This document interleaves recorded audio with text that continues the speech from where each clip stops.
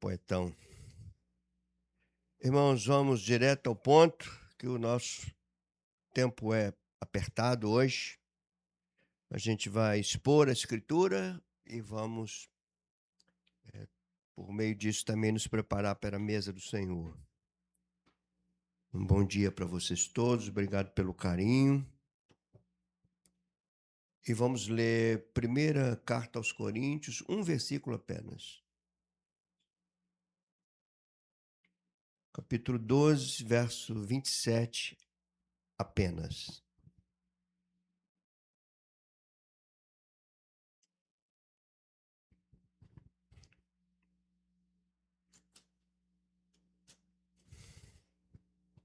Podemos ler?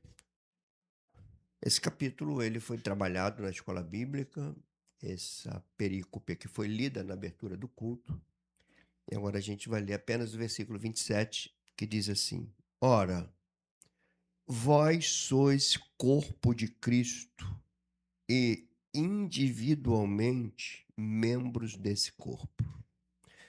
Senhor, dá-nos compreensão da tua palavra e que teu Espírito haja no nosso coração, quebrando qualquer tipo de resistência, qualquer tipo de compreensão prévia, para que a tua palavra seja soberana sobre esta igreja, sobre a minha vida, sobre os meus irmãos que estão aqui e os nossos irmãos também que nos acompanham pela internet.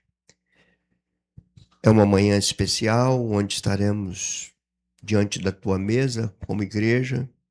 Então fala-nos aquilo que tu desejas nesta manhã. Assim oramos, em nome de Jesus. Amém. Irmãos, este é um único versículo, mas que carrega em si uma força muito grande, uma profundidade muito grande, porque ele é como uma síntese de todo o capítulo 12. É como se Paulo condensasse todo o capítulo 12 nessa frase do verso 27, quando ele diz: Ora, vós sois de corpo de Cristo e individualmente membros uns dos outros. Esse capítulo ele está relacionado, como eu disse, a todo o contexto do capítulo 12. Ele está fechando uma metáfora. Metáfora é uma figura de linguagem que você usa um elemento para representar outro. E a metáfora aqui é o corpo de Cristo. Ele fala sobre o corpo de Cristo do verso 12 ao verso 26, que é o texto que o Luiz abriu o culto. Ele vai falar que a boca não pode dizer que não precisa do ouvido e assim por diante. Ele vai usando assim as qualidades dos membros, as peculiaridades do membro, para falar de unidade do corpo e diversidade de membros.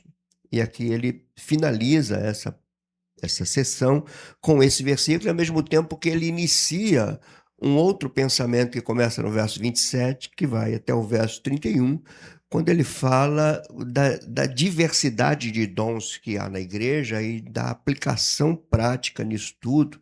E ele usa de uma técnica literária de perguntas retóricas, ou seja, perguntas que trazem nelas mesmas a resposta. Então a gente vai ver, por exemplo, do verso 28 ao 31, algumas perguntas do tipo: são todos os apóstolos? E a resposta é: não. São todos profetas? E a resposta é: não. São todos mestres? Não. Todos operam milagres? Não. Têm todos dons de curar? Não.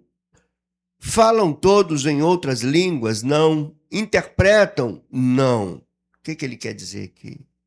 Que há uma singularidade, que há uma diversidade de dons e que Deus não concentrou tudo num ponto só. É muito interessante a gente entender isso, e é mais interessante entender não só o contexto do versículo que eu li, mas o contexto histórico dessa carta. Paulo está escrevendo para uma igreja dividida. Os coríntios eram divididos, embora estivessem juntos, eles eram divididos. Ele está escrevendo por uma igreja individualista, embora estivessem juntos, era cada um para si, cada um queria chegar primeiro, cada um queria proeminência, cada um queria o holofote para si, cada um queria ser reconhecido, cada um queria ser visto como superior ao outro. E tanto a divisão da igreja de Corinto quanto esse aspecto de individualidade, esses dois elementos eram fruto de algo muito importante para a gente entender. Por que que eles eram cristãos? Por que que eles eram igreja? E por que que eles eram divididos? E por que que cada um queria proeminência, queria a glória para si? Por que que tinha esse comportamento numa igreja? E a resposta era uma igreja que absorveu a cultura da sua época. A cultura de Corinto era assim. A cultura grega era uma cultura de competição, era uma cultura de chegar na frente, era uma cultura do prazer de vencer, era uma cultura do prazer de ser visto. Os gregos cultuavam o corpo, que eles queriam ser vistos. E quando eu olho isso tudo, irmãos, um texto como esse, dentro de um contexto literário como esse, ele está falando de unidade, diversidade, ele está falando dos diversos dons que estão na igreja, e nenhum de nós tem todos eles, e todos são importantes, todos são vitais para o corpo de Cristo. Quando eu olho esse contexto, e quando eu olho o contexto cultural e social, contexto histórico dessa carta, eu chego à seguinte conclusão: nós, quando entramos para a igreja, quando nos convertemos a Cristo, aqueles que de fato se converteram, ou aqueles que aderiram ao movimento e estão juntos, é diferente uma coisa da outra, conversão e adesão são elementos diferentes. Mas quando a gente entra, a gente carrega também conosco a nossa própria visão de mundo, de vida. Nós carregamos para a igreja uma maneira de viver que era nossa. Só que quando nós estamos na igreja, o que o Senhor Jesus ensinou foi, olha, batizem e ensinem. Eles agora não têm doutrina própria. Eles agora são conduzidos por uma nova forma de doutrina. E a gente chama isso de discipulado. O que Paulo está fazendo aqui é discipulando essa igreja. Ele está corrigindo uma igreja que se juntava, que participava de ceia, que tinha dons, que tinha tudo, mas que também era dirigido pela cultura da sua época. Então era um coração religioso e uma mente pagã. Irmãos, não se estranhem, porque isso pode estar presente nos nossos dias, isso pode estar presente entre nós. Nós podemos estar aqui juntos todos os domingos, nós podemos estar juntos toda a live de oração, nós podemos estar no grupo de crescimento, mas a maneira como eu dirijo a minha vida não vem de uma nova forma de doutrina, vem daquilo que eu sempre fui. Vem daquilo que eu aprendi na minha própria formação e na cultura que influenciou a minha forma de pensar e de me comportar. Então a gente precisa admitir isso. Diante disso aqui, Paulo escreve esse capítulo tão precioso que ele está conectado com o capítulo 14. É bom que você entenda isso, né? Porque quando Paulo fala de amor no capítulo 13, ele não está falando ali para casamento. Ele está falando que o amor supera a competição, supera a primazia dos dons, supera os dons teoricamente mais visíveis. Ele diz: se não tiver amor, não adianta os dons, não adianta o culto, não adianta nada. Então, diante disso, diante deste único versículo, entendido dentro desse contexto, tanto o contexto textual quanto o contexto histórico-social, eu quero, com base nesse versículo, nesse contexto, trazer para vocês duas verdades, três coisas que devemos evitar e 4 lições que devemos aplicar em nossas vidas. Vai ficar bem entendido para vocês, para todos nós, inclusive para mim, que preparou esse sermão. Quais são as duas verdades que eu preciso entender e me submeter a elas, já que eu me reconheço como um cristão? Eu me reconheço como membro de uma igreja local. Eu me reconheço como membro do corpo de Cristo. Seja homem, seja mulher, seja adulto, jovem, adolescente, membro do corpo. Qual é a primeira verdade que você tem que entender?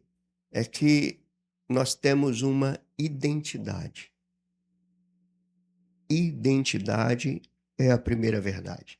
Onde você vê isso? Quando ele diz assim, vós sois. Não é vocês devem ser.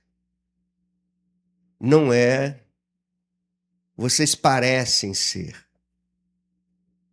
Não é lutem para ser. Vocês são.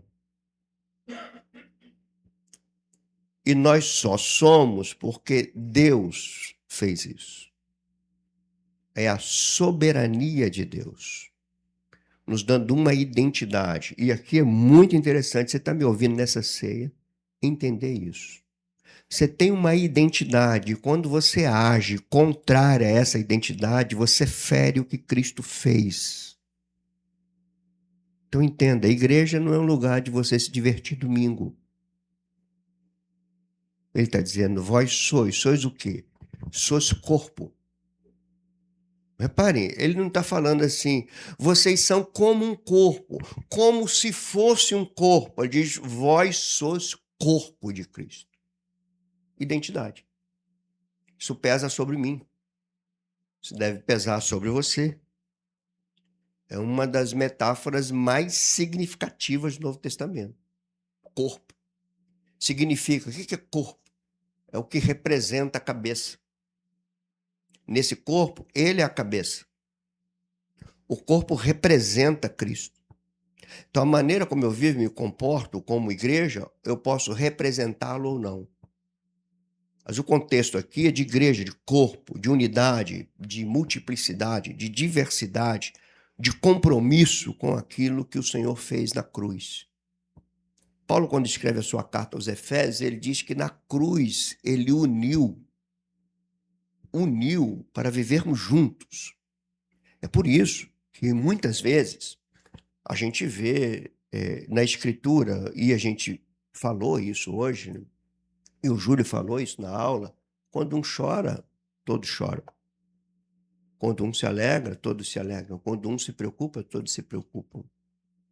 E por vezes Deus permite acontecer coisas para que essa verdade seja legitimada, ratificada. Hoje a gente está chorando com a Patrícia, a gente está chorando com o Beto, a gente está chorando com minha irmã, a gente está chorando com Elisa, a gente está chorando e com tantos outros que vocês nem sabem, mas eu sei. A gente está chorando com o Marcelo e com a Simone.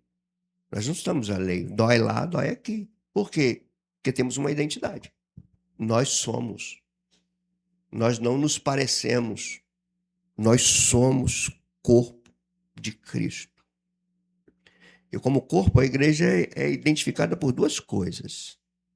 A retenção à cabeça, que é Cristo. Então, quem dirige o corpo é Cristo. Quem dirige o corpo não era a cultura de Corinto.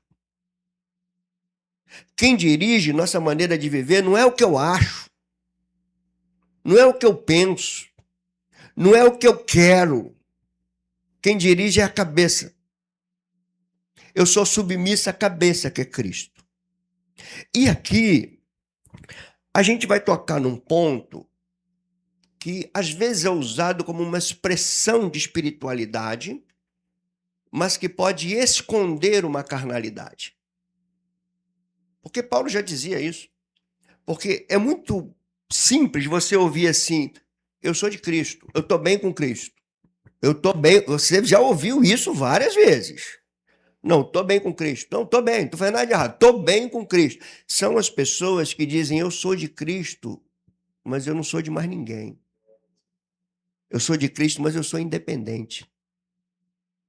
Eu sou de Cristo, mas eu faço o que eu quero. Então você não é de Cristo.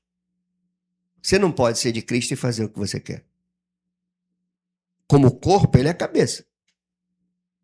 Ele é que dirige. Ele é que governa. Ele é que comanda todas as coisas. É Cristo. E claro, por meio do seu Espírito. E essa coisa de que eu sou de Cristo é algo tão, às vezes, maquiado, Porque Paulo, no capítulo 3 dessa carta aqui, ele diz assim, mais ou menos assim: eu queria falar com vocês com mais profundidade. Eu queria falar coisas mais profundas para vocês, para esta igreja aqui. E ele fala assim: mas eu não posso. Eu não posso falar coisas profundas porque vocês são crianças, vocês são carnais, vocês são infantis demais. Então eu não posso me aprofundar. Vocês vão ficar com esse arroz e feijão aí, olha lá. E por que ele chama aquela igreja de infantil e de carnal? Ele diz: é porque vocês são divididos. Porque vocês são divididos por aqueles que vocês acham que vai dar mais proeminência para vocês. Por isso que uns dizem: olha, eu sou de Paulo. Não é porque amava Paulo, gente. É porque no pensamento deles, Paulo daria mais primazia para eles. Outros dizem: não, eu sou de Pedro. Outros dizem: não, eu sou de Apolo. Mas aí é onde eu quero chegar. Tem os outros que se julgavam mais espirituais, falam assim: eu sou de Cristo. Ele fala: vocês são carnais. Tanto o que diz que é de Paulo, quanto o que diz que é de Pedro, quanto o que diz que é de Apolo, e também o que diz eu sou de Cristo, é tudo carnal. Porque eu não posso dizer que eu sou de Cristo se eu não pertenço ao outro. Eu não posso dizer que eu sou da cabeça se eu não tenho nenhuma relação com os membros.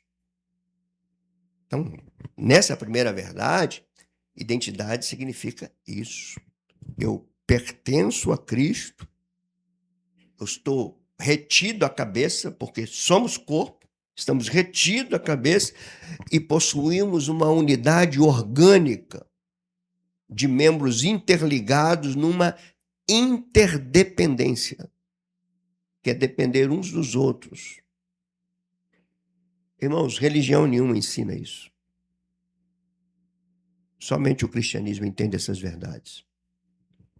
E eu creio, e se você for bem honesto, você vai ver que a gente precisa muito melhorar nisso. Muito. Entender isso como verdade. Teologicamente, a gente chama isso de união mística. É que Paulo fala aos Colossenses, né? Que aqueles que perturbam a verdade cristã, eles não são retidos à cabeça. Paulo fala isso em Colossenses, capítulo 1, verso 18. Não retendo a cabeça. Verso 19, do qual todo corpo bem ajustado cresce. Crescimento que procede de Deus. Isso também, irmãos, quando a gente fala que essa identidade, somos corpo, isso nos remete, dentro de um pensamento reformado, à teologia da aliança. Estamos aliançados. Estamos fundamentados numa aliança mediada por Cristo. E somos aliançados uns com os outros. E se você pegar esse capítulo 12 aí, no verso 13, você vai ver algo interessante. Nos versos 12 e 13. 12 e 13. Você vai ver o que Deus fez, ó. Porque assim como o corpo é um e tem muitos membros, e todos os membros, sendo muitos, constituem um só corpo, assim também com respeito a Cristo. Para como ele está usando a metáfora. E aí vai explicar por quê. No verso 13, ele, pois em um só Espírito, todos nós fomos batizados em um corpo. Irmãos, perder isso é perder a essência da igreja. Perder isso é perder o distintivo da igreja. Perder isso é descaracterizar um cristianismo bíblico. Todos nós somos batizados em um corpo, quer judeus, quer gregos, quer escravos, quer livres, quer pretos, quer brancos, quer ricos, quer pobres.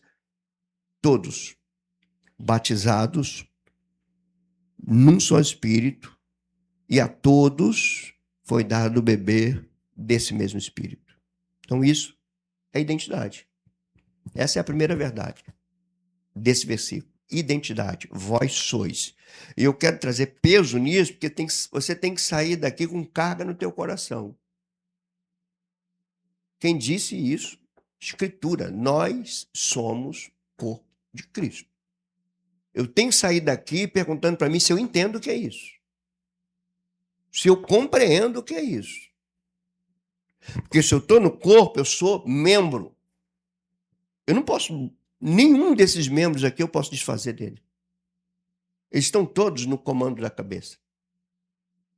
E na igreja é assim, só, irmãos, que nós não podemos ser ingênuos. Nós temos essas verdades bíblicas, mas nós também temos uma cultura pagã que nos influencia e nós temos uma formação também pagã que influenciou o nosso caráter.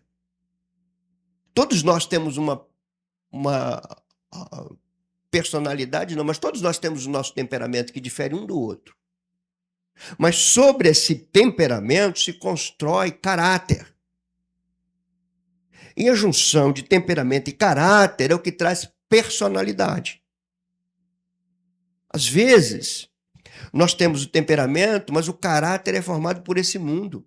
É formado até pela nossa estrutura familiar divorciada de Deus, dos princípios dele. Por isso que quando Pedro escreve a carta dele, fala algo que a gente precisa parar e pensar.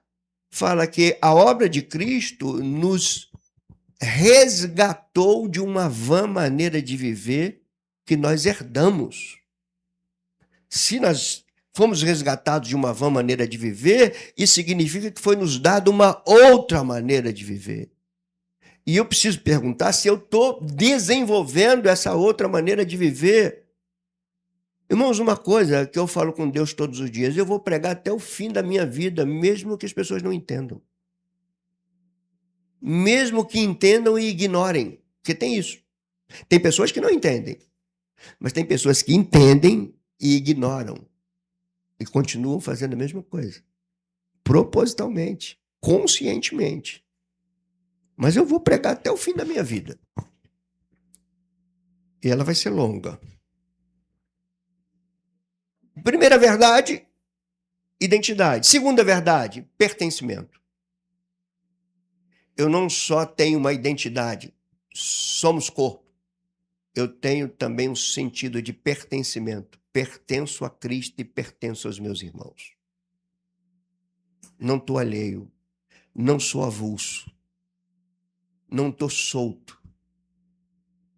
Já viu aquele membro que não está vinculado, mas ele passeia na superfície, assim, por cima, procurando um ou outro para fazer seu grupinho?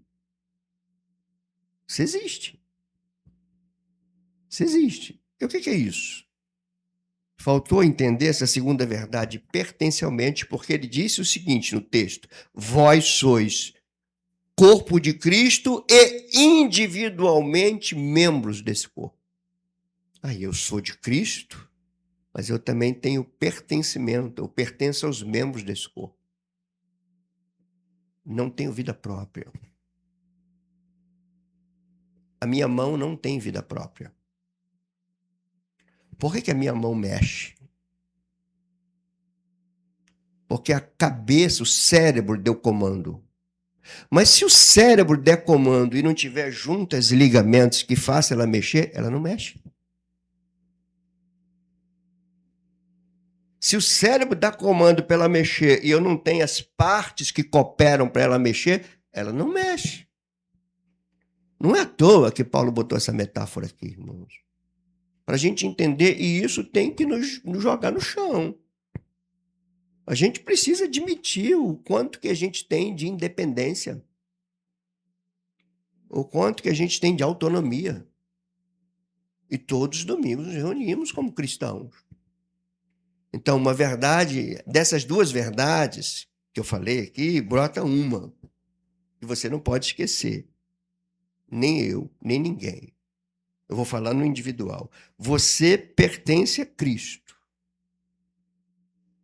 Mas não tem como você pertencer a Cristo e não pertencer à igreja de Cristo.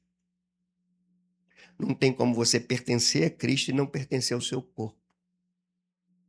Não tem como você pertencer a Cristo e não pertencer aos outros. Que você nunca mais esqueça disso. Cada um de nós é parte do corpo e ninguém é o todo. Cada um é parte. Ninguém é o todo. Esse princípio vai derrubar nosso orgulho, vai derrubar a nossa independência, joga por terra os nossos complexos de inferioridades, alguns se acham menores do que os outros. e joga por terra o complexo de superioridade. Alguns se acham maiores do que os outros. Aqui, ó, joga tudo por terra. Não tem como. É a verdade do Senhor. É um princípio. Se eu pertenço a Cristo, eu não sou independente, eu não sou autônomo, eu não sou só. Eu tenho um compromisso com Ele e tenho um compromisso com o corpo dele. Não basta eu ter só compromisso com Ele. Se eu tenho só compromisso com Ele e eu não tenho compromisso com o corpo dele, eu não tenho compromisso com Ele coisa nenhuma. Eu só sou carnal e infantil, que não me submeto àquilo que a palavra dele me direciona. E vou dizer mais, agora para os adultos. Se você é um crente que pertence a Cristo, mas tem a vida sua independente, você está ensinando isso para os teus filhos. E essa conta vai chegar. Depois não chora. Então, são verdades tremendas, verdades profundamente espirituais e práticas. Porque isso aqui vai, assim como a verdade aponta para o princípio teológico da aliança, o pertencimento pertence ao princípio teológico da eleição. Foi ele que nos elegeu. Nessa eleição tem implicações individuais, mas, porém, com um propósito coletivo, do corpo de Cristo. Você não vai aprender isso na escola. Você pode ser doutor e pós-doutor, você nunca vai aprender isso. Você só aprende isso na igreja, quando a igreja ensina isso. Bom, de posse dessa verdade, dessas duas verdades, identidade e pertencimento, se eu entendi isso, algumas coisas eu devo rejeitar. E aqui vão 3.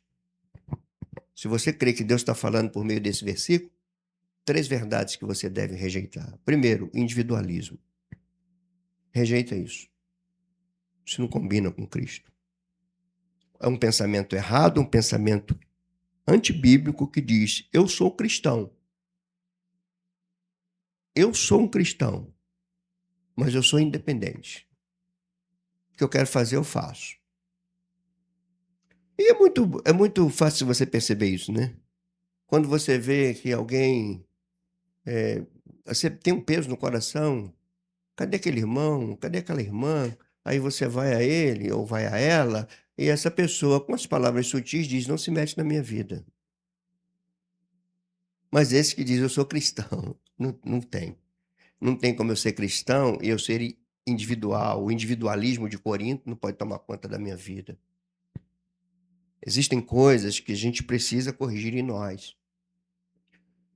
Como a gente tem temperamentos diferentes, o individualismo desses temperamentos, ele também tem seus defeitos. Dependendo do temperamento, você quer sempre ter... Os coríntios eram isso. Eles queriam ter a primazia e eles não gostavam de ser contrariados. Eles gostavam de estar na frente e detestavam ser contrariados.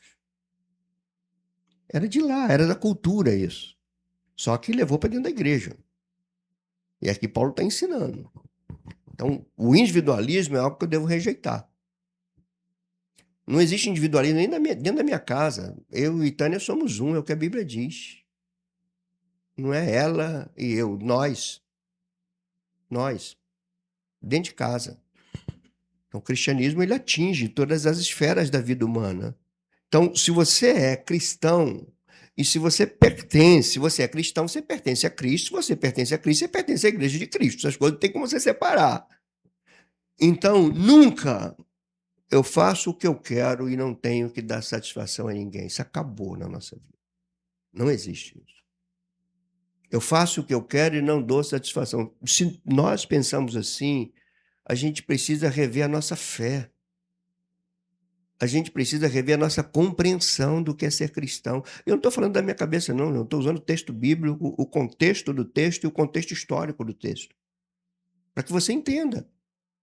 A palavra pode chegar ao teu coração, pode chegar à tua mente e encontrar teu coração. Mas ela também pode chegar à tua mente e encontrar tua resistência. Mas eu estou falando aqui a palavra de Deus. Se você resistir, isso é você. mas eu estou seguro no que eu estou falando.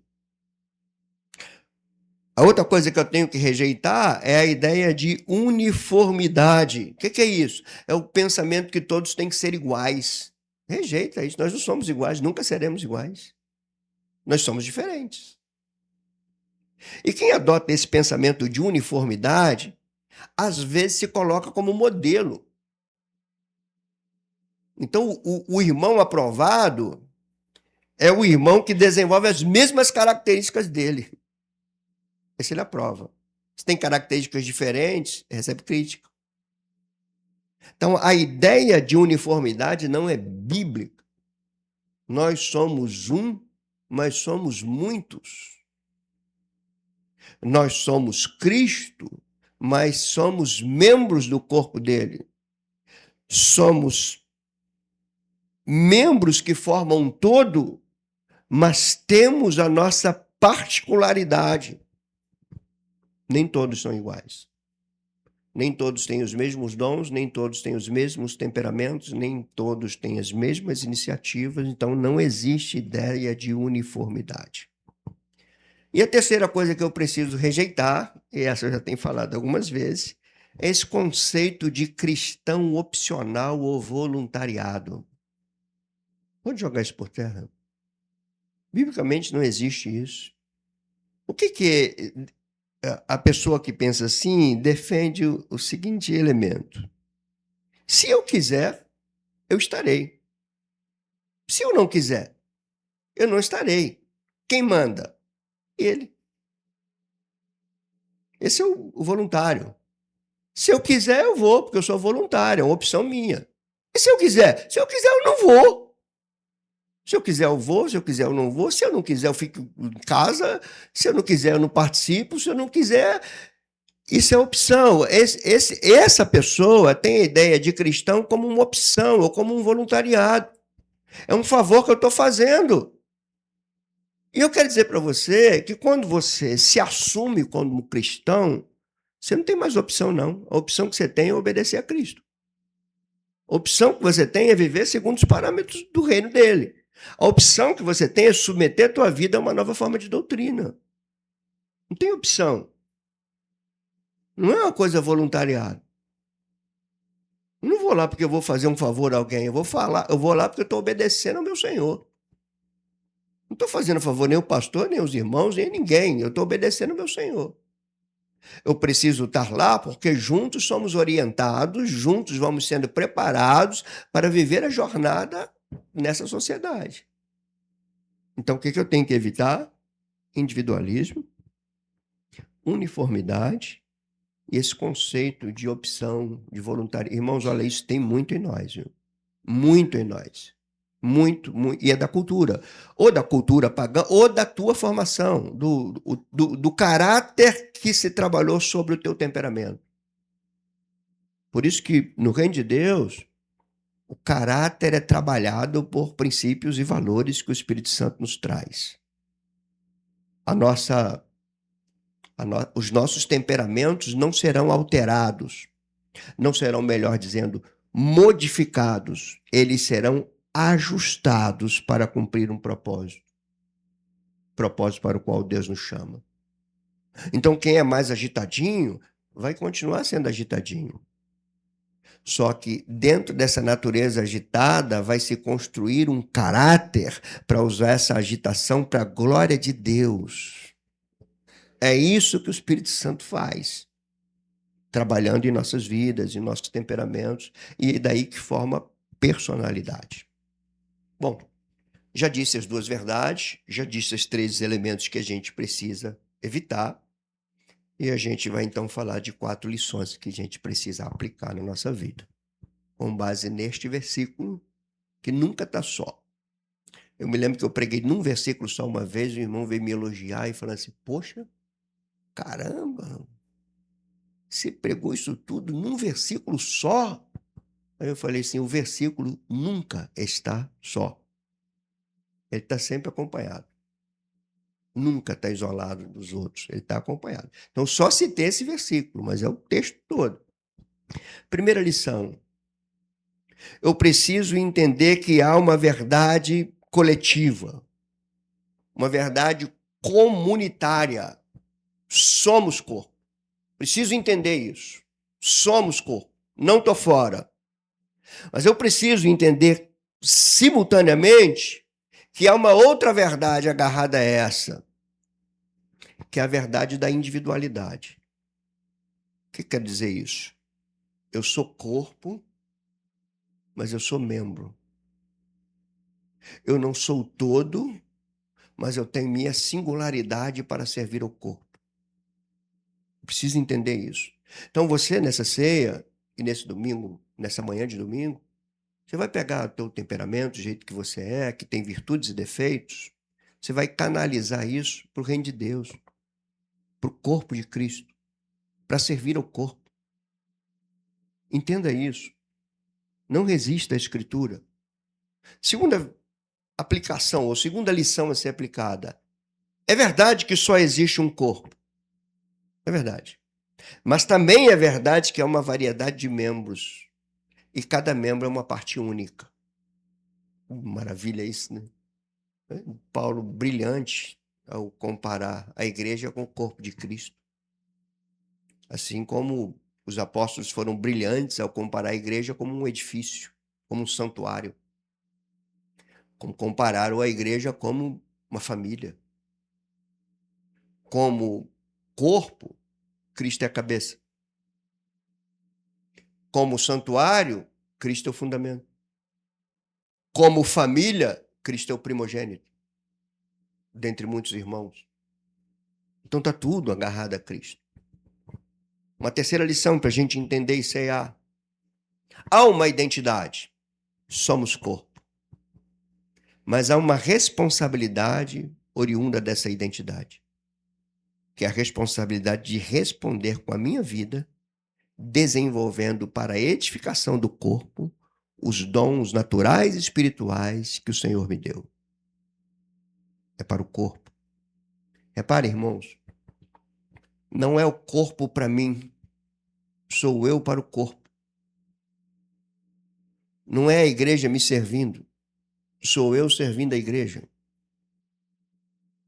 Diferença básica. Palavra de sabedoria para nós. E uma quarta e última lição. Há uma ação soberana de Deus.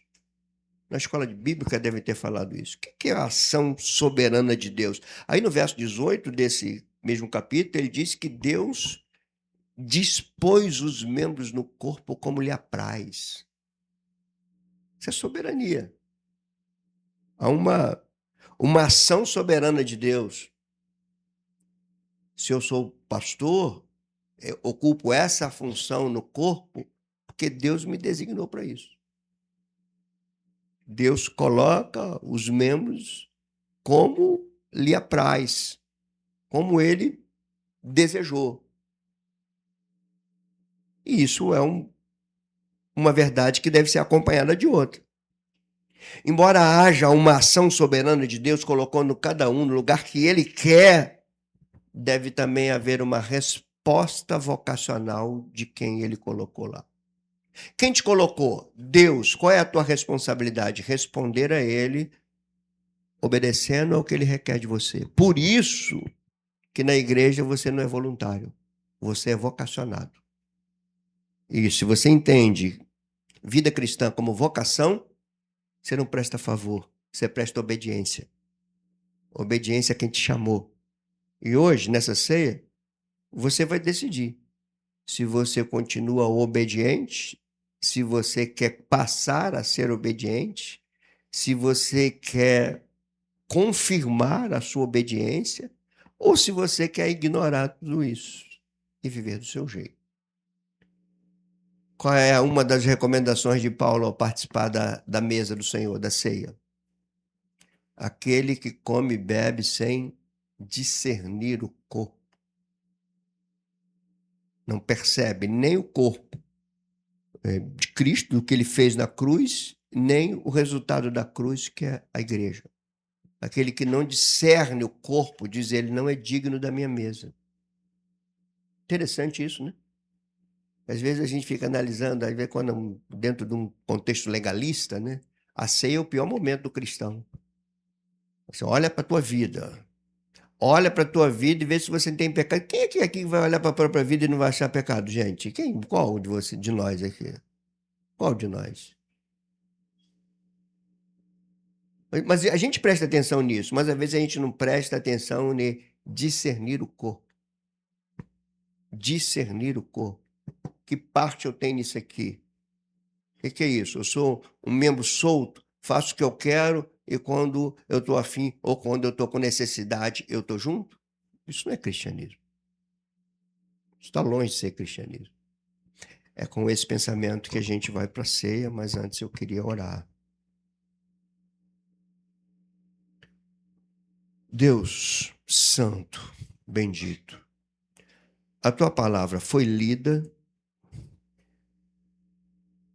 a tua palavra foi explicada, verdades foram extraídas da tua palavra e verdades foram aplicadas às nossas vidas. Aqui, Senhor, nós podemos rejeitar ou receber. Podemos admirar por um tempo e esquecer quando saímos daqui, ou podemos pedir a Ti que, por meio do Teu Espírito, faça com que essa semente encontre um terreno fértil e produtivo na nossa mente e no nosso coração. Senhor Deus, Tu sabes que os dias são difíceis. E Tu sabes que uma das estratégias de Satanás é iludir com o individualismo. Então, guarda-nos disso, Senhor. Que Teu Espírito venha aplicar essas palavras em nossas vidas, que a gente leve isso para nossa casa, que a gente comece a desenvolver um cristianismo que se alinhe com a verdade bíblica. Nós sabemos que nunca chegaremos à perfeição, Senhor, mas sabemos que precisamos caminhar buscando isso. Então, se hoje a Tua palavra foi dita, não permita que o nosso coração a rejeite, Senhor. Tua palavra nos exorta algumas vezes, hoje, se ouvires a voz do Senhor, não endureça o coração. Então, Senhor, nós vamos participar agora, pegar do pão que aponta para o teu corpo e o cálice que aponta para o teu sangue. E lembrar que por meio dessa obra nós nos tornamos um. Nós não podemos sair daqui de qualquer maneira, Senhor. É a nossa oração. Reconhecemos e confessamos nossas limitações, nossas fragilidades, coisa do nosso caráter formado, mal formado que a gente tem ainda. Nós pedimos, Senhor, que sejamos discipulados, que o nosso caráter seja trabalhado pelo Teu Espírito e pelos valores do Teu reino. Rogamos a Ti por isso. Dai-nos um coração humilde. Livra-nos de nós mesmos, das nossas arrogâncias, das nossas atitudes independentes. Livra-nos de ficarmos alegres somente quando somos atendidos. Livra-nos disso, Senhor. Dá-nos um coração igual ao Teu. Tu és o nosso Deus. Assim nós vamos participar da Tua mesa nesta manhã, Senhor. Oramos em nome de Jesus. Amém.